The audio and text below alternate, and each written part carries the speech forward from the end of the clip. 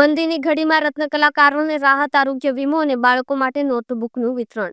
Diamond worker union અને GJEPCના સહયોગથી સુરતમાં કાર્યરત હજારો રત્ન કલાકારોને ₹35,000નો આરોગ્ય વીમો આપવામાં આવશે.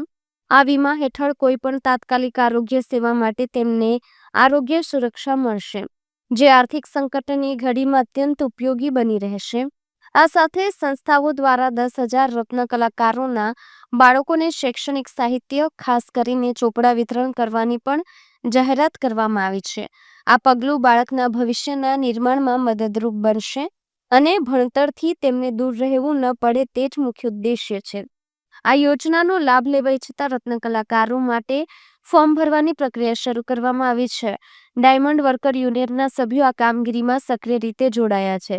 રસ ધરાવતા કર્મચારીઓ 20 મે 2025 સુધીમાં ફોર્મ ભરી આ યોજનાનો લાભ લઈ શકે છે.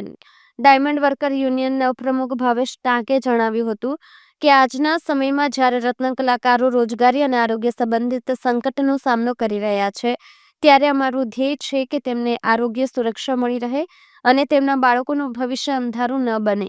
અમે રત્ન કલાકારોની સાથે હંમેશા ઊભા છીએ. આ પહેલ સુરતના રત્ન ઉદ્યોગમાં કામ કરતા લોકો માટે એક મહત્વપૂર્ણ સહારો સાબિત થઈ રહી છે, જે નહીં માત્ર હાલના પડકારો સામે લડવામાં મદદરૂપ બનશે, પરંતુ આવનાર સમય માટે પણ હિંમત પૂરી પાડશે.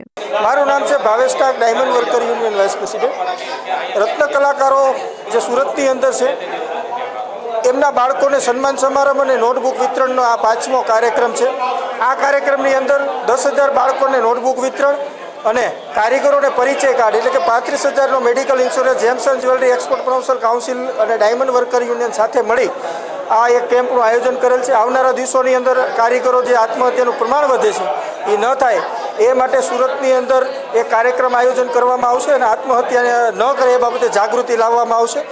આ 10,000 બાળકોને અહીંથી અમે નોટબુક વિતરણ કરવાના છીએ અને પરિચયનું કાર્ડ પણ gems and jewellery export promotion કાઉન્સિલની સાથે મળીને કરવાના છે.